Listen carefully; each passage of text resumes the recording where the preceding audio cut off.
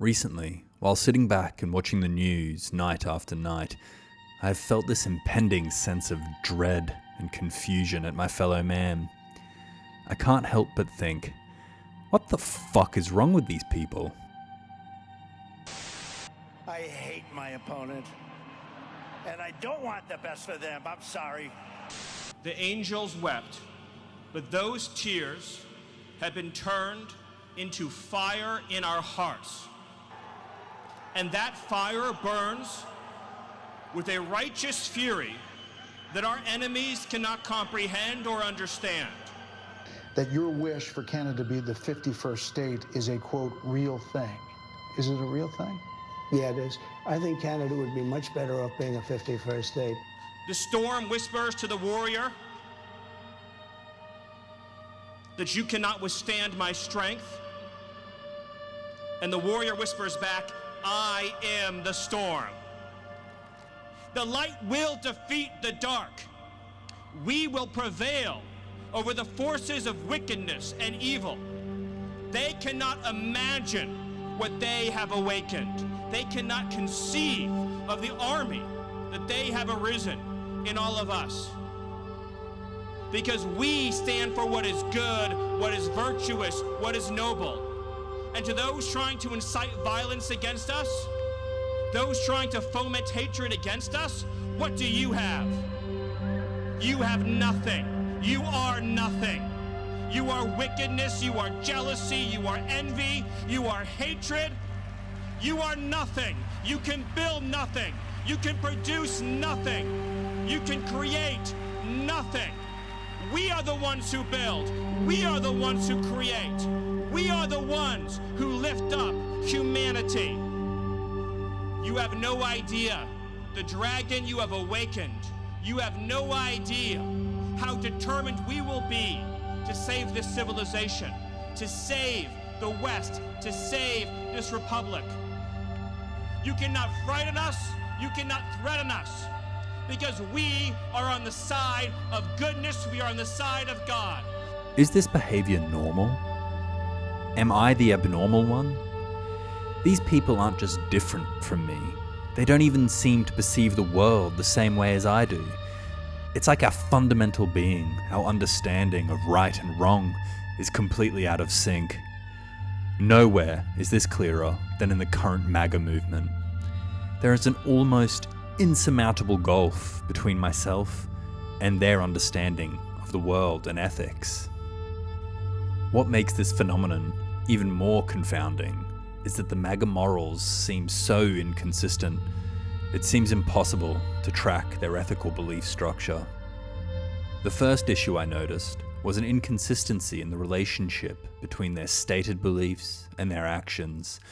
For example, many of the MAGA faithful, so to speak, are self-proclaimed devout Christians, willing to shout from the rooftops their declaration of faith in the Lord Jesus Christ. But this is where we run into our first problem. Christ's teachings were considered revolutionary due to their absolute love for fellow man that the teachings espoused. Jesus' most famous actions and parables are based around the embrace of the least able, most needy, and most abandoned of society. Think of the story of the Good Samaritan. For reference, at this time the Samaritans were a rival ethno-religious group to the Jews of Judea. Both communities shared a long history of hostility, rooted in religious and political division that dated back centuries, exacerbated by the difficult conditions of life in ancient Palestine. Jesus tells the story like so. Who is my neighbor? Not those soldiers. Yes. What about Caesar? There was once a man going down from Jerusalem to Jericho, when robbers attacked him, stripped him, beat him, leaving him half dead. It so happened that a priest came that way. When he saw the man, he walked by on the other side. In the same way, a Levite also came there, went over and looked at the man, and then walked by on the other side. But a Samaritan who was traveling on that road came across the man, and when he saw him, his heart was filled with pity. He went over to the man, poured oil and wine on his wounds and bandaged them. Then he put him on his own animal and took him to an inn, where he took care of him. The next day he gave the innkeeper 2 silver coins, and he told him to look after the man. And when I come back, he said, I will pay you whatever else you spend on him. Which one of these 3 acted like a neighbor towards the man who was attacked by the robbers? The one who was kind to him. You then do the same. Jesus used this story to tell his followers to act with compassion and mercy, like the Good Samaritan. It is a story of 2 men from different backgrounds with a long, lingering cultural rivalry, and despite that, the Samaritan stops and helps the Jew when no one else would. The poignancy of this story in the modern political climate is hard to ignore. In the USA today, the immigrants, especially those from South America, are the trodden upon and cast down members of society, acting as a stand-in for the bloodied and robbed Jew. The Americans, with a long and difficult history with this downcast social group, theoretically make for a good allegory to the Good Samaritan. In this scenario, I would expect a true Christian to reflect upon this story of the Good Samaritan and find it in their hearts to be merciful and generous. I know your game. I know what you're up to, Nim. What? Oh, sure, yeah, you need help filling your forms in.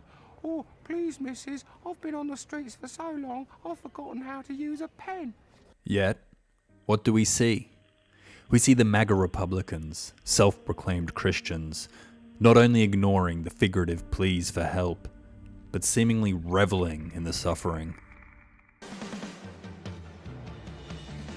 I wanna be the very best, like no one ever was. To catch them is my real test, to train them is my cause. I will travel across the land, searching far and wide. This is not to say I necessarily expect the Christian to vote for open borders or support illegal immigration, but on a personal level, I would expect compassion and neighborly love for those suffering. This one example exemplifies the hypocrisy between the stated belief and actions. If I was a Christian, believing in an all-powerful God who sent his only Son to die for our sins and act as a beacon for us to follow so that we may enter eternal paradise, my actions would reflect that belief. I would give my wealth away to the poor in order to maximize its social good. I would dedicate my time to labors of human life improvement for those most in need. And most importantly, I would dedicate my life to showing compassion and mercy for all. For it is action that begets belief. Belief without action is not belief. Imagine you and I were sitting in a cafe together, and I told you that I believe this cafe is currently on fire and will soon burn down, killing everyone in it. But I said it, sitting calmly and sipping my coffee, seemingly unconcerned. You would look at me as if I was mad. Clearly my actions are showing you I do not believe this building is on fire.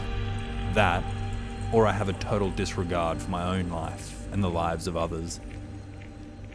The same logic applies to the MAGA Christian. The statement of belief in the Christian faith is just empty words. Their ethical belief system is derived from elsewhere. This brings us to the next big MAGA contradiction that has confounded me. This one is a little more sinister, as it points to an issue of internal consistency.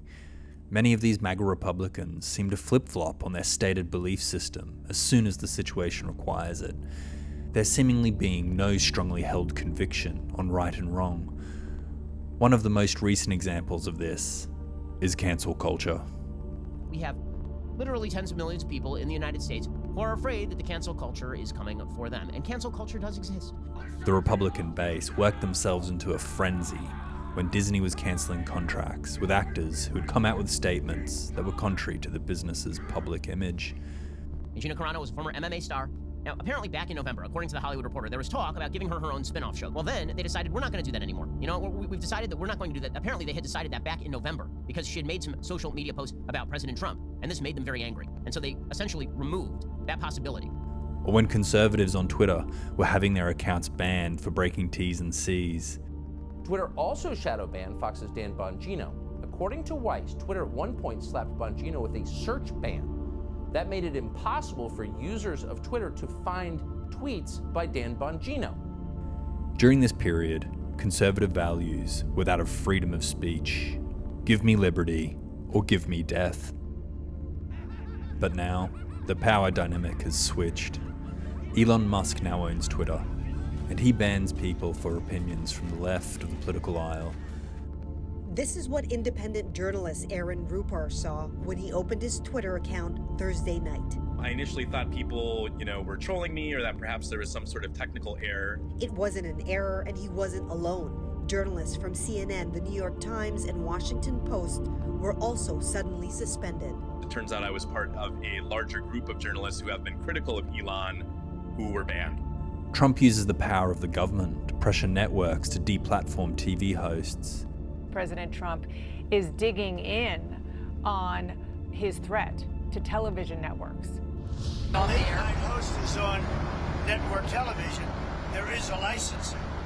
I'll give you an example. I read someplace that the networks were 97% against me. I get 97% negative, and yet I won it easily. I won all 7 swing states, popular, I won everything. And if they're 97% against, they give me only bad publicity or press. I mean, they're getting a license. I would think maybe their license should be taken away. And even more concerningly, the demand for those without citizenship to have their freedom of assembly and speech constrained. The same people who cried and screamed over infringements of their rights are now celebrating and cheering for that infringement, but upon their political enemies. Conviction for a belief means standing for it, even when it's difficult. This free speech hypocrisy is just one of many like it. Senator Vance, in 2016, you called your running mate Donald Trump unfit for the nation's highest office, and you said he could be America's Hitler. I know you've been asked many times, and you've said you regret those comments and explained you then voted for Donald Trump in 2020. But the Washington Post reported new messages last week in which you also disparaged Trump's economic record while he was president, writing to someone in 2020, quote, Trump thoroughly failed to deliver his economic populism.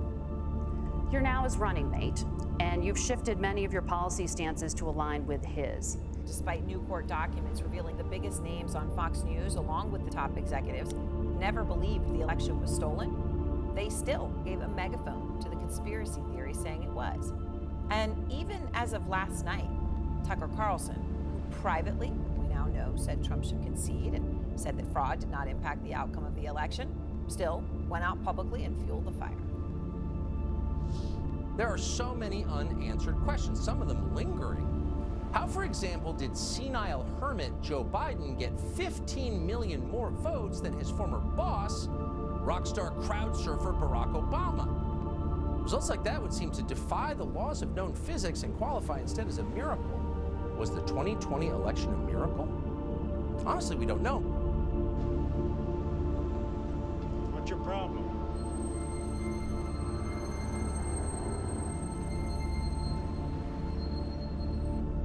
So I am left with the lingering question: what drives them? Their proclaimed faith is simply talk, not true belief.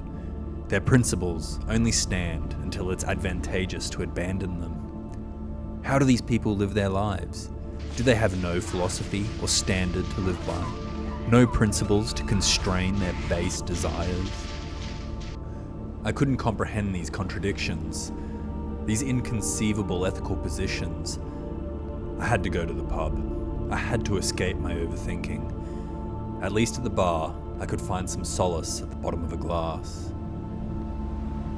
Was I totally wrong about the world? Were there lizard men amongst us, pretending to be human and playing games with us by acting like monsters? Or Were the dualist correct, and there were humans with no mind wandering the world, acting as autonomous machines, zombies? I could not accept it.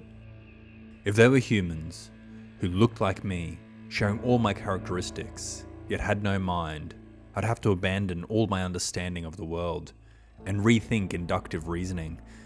I closed my eyes. My entire world was crumbling around me. When my eyes opened, I was no longer in the pub.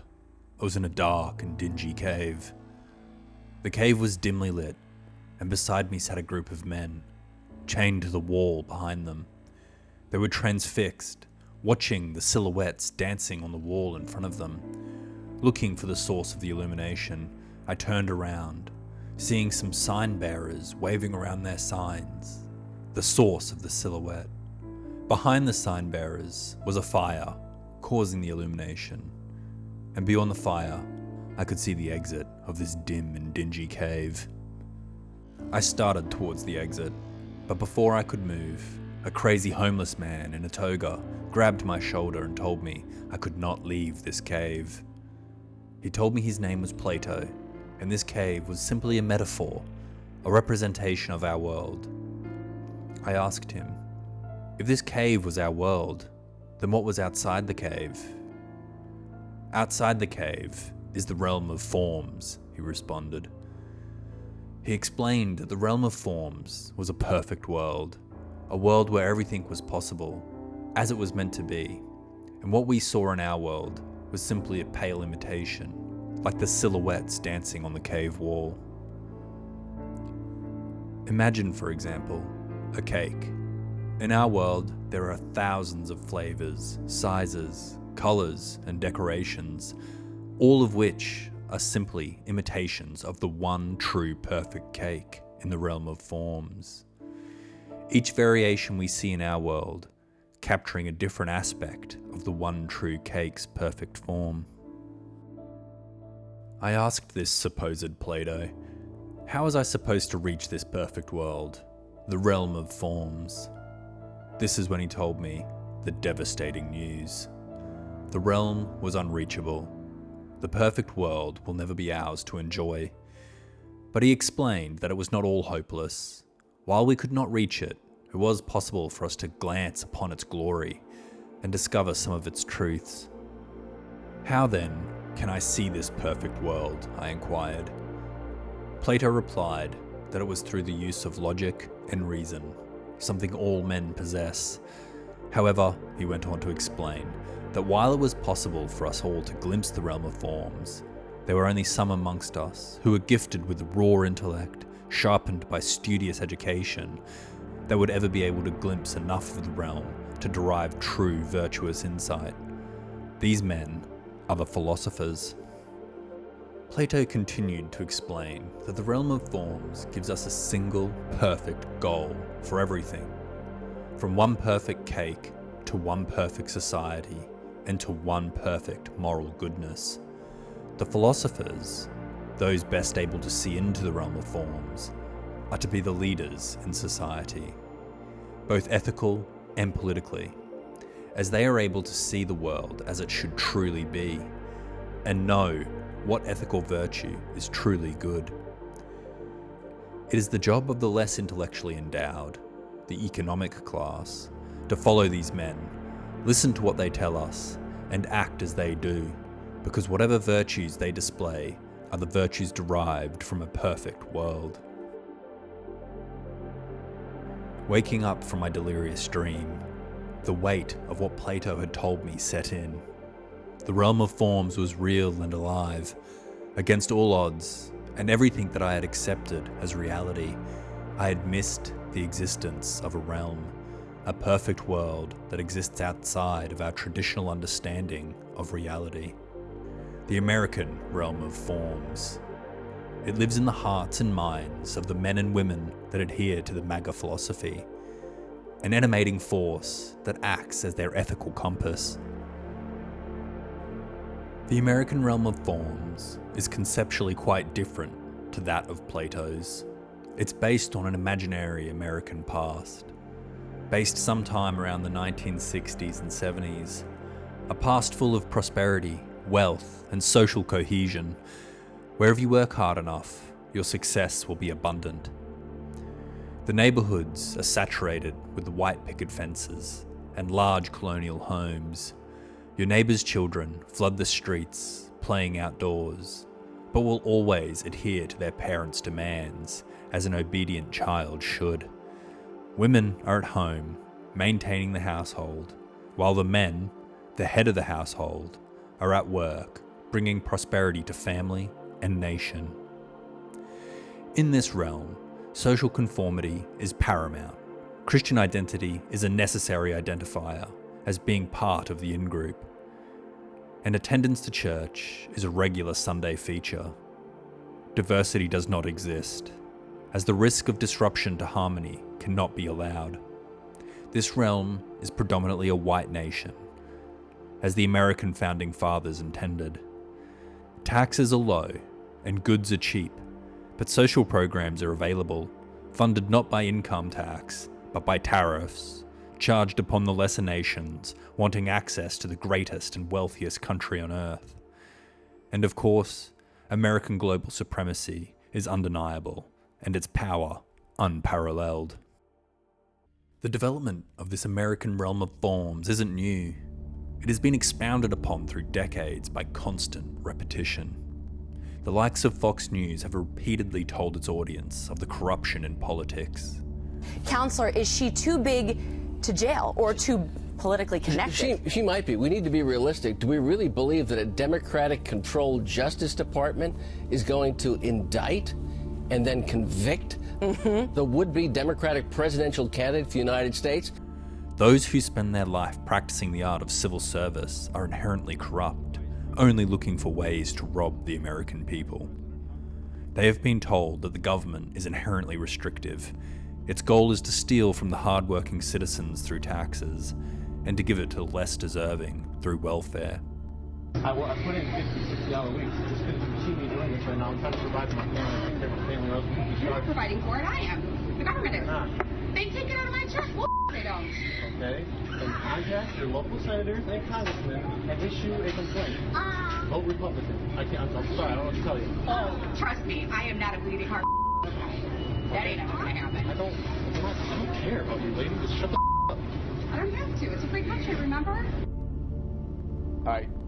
Jonathan, this food fight, this is what says a lot about where America is right now in the election, doesn't it?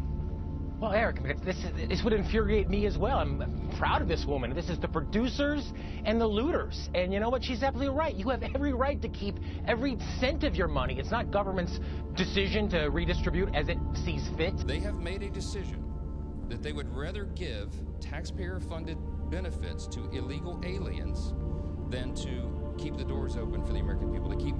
The message has been focused on uplifting the wealthy and successful. After all, it's the American dream to become a self-made man, to build yourself up and become wealthy in the crucible of private industry. First you vilify them, and then you open the door to justification to going after all of their money. All they want to do is tax the rich with their socialistic policies. It is class warfare at its highest. Class warfare rhetoric, it's very dangerous. I do think there are a lot of people out there who believe that this class warfare is exactly what America needs, and I just couldn't disagree more. You know, there were these hearings in the 30s where they brought rich people in front of Congress and just kind of trashed them. Definitely an attack on wealth. There's an attack on success. You have some people who have not applied themselves and who may not have taken risks. That's what the wealthy has done. Some of it is a little bit like the evil rich. We need to unmask the evil rich who are living in our midst. It's so much easier to point fingers at those evil rich so-and-sos who won't share the wealth. The billionaires, the giant corporations, the mega wealthy, it's all their fault. Take their wealth away because no one deserves that much money. You know, it feels very good to be told that your problems are not the result of your own decisions, but the result of evil big businesses and rich people. Big business and rich people taking more heat than Donald Trump. The left has no time for success. If you tax the rich, you put a bullseye on opportunity for the poor and the middle class. It's completely immoral. The rich bashed and blamed throughout. Financial success these days really is frowned on. Quote from Maggie Thatcher that I heard earlier today, you don't make the poor richer. It is not the politicians that should be the leaders, it's the businessmen who cut through the red tape and make money. Ideally, a politician's only responsibility is to facilitate the prosperity brought by these titans of private industry. Wealth is inherently virtuous. This message has resonated with frustrated older Republicans who remember a better past, a past when they were younger and things made sense, and life seemed so full of opportunity. This belief has been fostered and leveraged by the right-wing media, wanting to play upon nostalgia to create loyalty to the Republican Party, a party who pines for the good old days. In more recent years, this message has infiltrated the younger generation, with younger men in particular feeling as if their opportunities in this world have been stolen. Young men have increased their support of the Republican Party from 35% to 48%, a 13 percentage point increase in just 7 years. And this is a new trend. While 2020 exit polls show that young men backed Biden by 15 percentage points, a February 2024 Wall Street Journal poll found they favored Trump by 14 percentage points. When we ask young voters, what issue is most important to you when you go to cast a vote? Among young men, it's the economy. Young men without a college degree have seen the greatest decline in labor force participation. By returning to the perfect American past, they hope they can live the lives they deserve. However, until recently, a galvanizing force has been missing. A philosophical leader who can act as the virtuous man and lead his people to the promised realm of forms. In 2016, along came Donald Trump, a successful man from outside of the political arena who had made his billions in private industry. You know, I'm running a business and at the same time I'm running for office. Whereas a politician, they only have to do the one thing, but I'm running a big business and also running for office. Never mind the bankruptcy or inherited wealth. It has not been easy for me. And, you know, I started off in Brooklyn. My father gave me a small loan of $1 million. Trump came from a background that gave him an air of legitimacy, especially when paired with the myth-making of being self-made. His abrasive communication style contrasts itself against a more polite political elite, metaphorically kicking sand in the face of the establishment. You know, it's just awfully good that someone with the temperament of Donald Trump is not in charge of the law in our country. Because you'd be in jail. Secretary Clinton.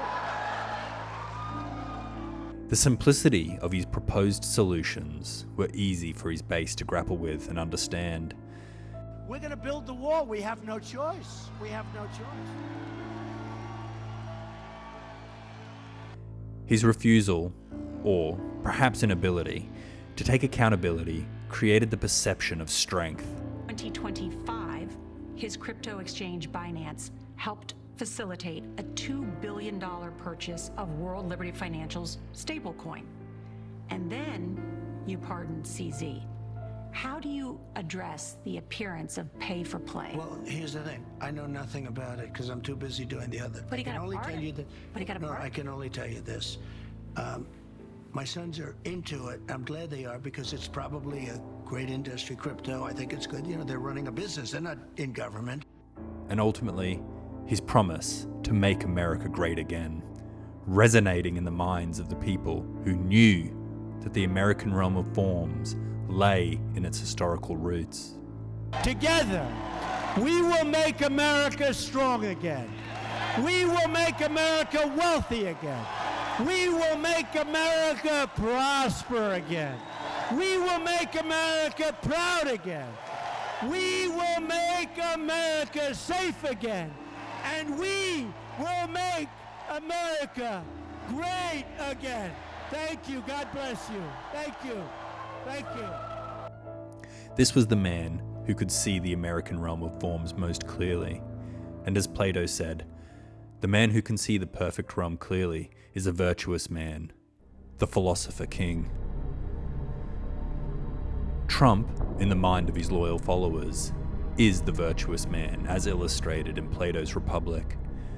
The man who the lower class, the economic class, must follow, for he is able to see the perfect realm. and thus he can see what virtue truly is. This is why, when Trump contradicts the beliefs of those in the MAGA base, they don't question his motives. They accept it as the virtuous and ethical decision, as Trump can do no wrong. Do you think Americans should ban fracking? No. You don't? No. Do you feel strongly about fracking? That's a good question. Not to drill this point home, but people that are involved in fracking, what are they doing? I don't know. When Trump changes his mind on something, contradicting himself, it causes no disruption in the base. The base accept that the realm of forms is not directly accessible. It needs to be interpreted, and this act of interpretation can be difficult. Once you understand that the MAGA, ethical and philosophical belief, is motivated by this American realm of forms, a goal for the perfect American society, and that these virtues are based on the imitation and coordination of Trump, the Philosopher King, everything they do becomes rational. The MAGA base has accepted subservience to Trump in the belief that he can lead them to the one and only perfect society, and Trump has in turn accepted absolute power over them. Under your leadership, we are going to revitalize and make shipbuilding and maritime great again. At the Trump EPA, we're going to make you proud. Honor and respect we have for each other is a reflection of you and your leadership. Thanks to your leadership. You were overwhelmingly elected by the biggest majority. Well, Mr. President, thank you for your leadership at the border. Thanks to your fantastic leadership. So the American worker is grateful. Main Street is grateful for you. But what of the old Republican Party? What happened to them? Why did they abandon their leadership and bend the knee? The Republican Party, allowing itself to be taken over, has nothing to do with their own embrace of the new MAGA philosophy. It is simply the powerful and greedy prostrating themselves to the new order, as they value power and influence more than principle and ethics.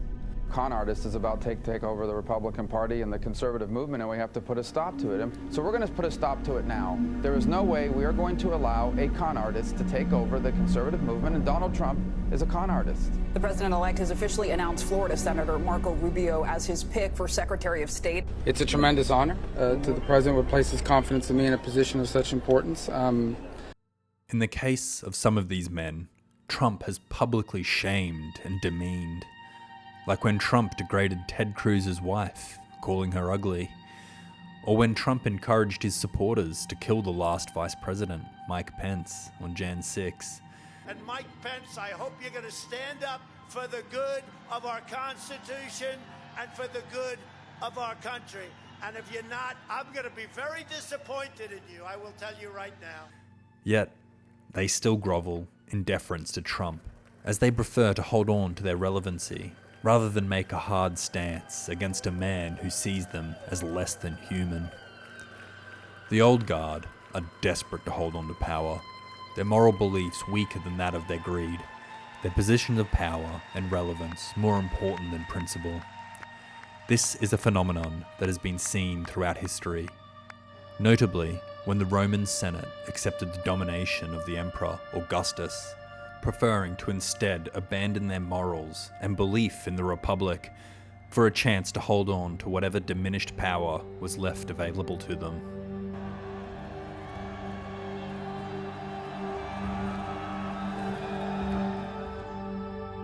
These old guard leaders know themselves what they are, making it all the sadder and more pathetic.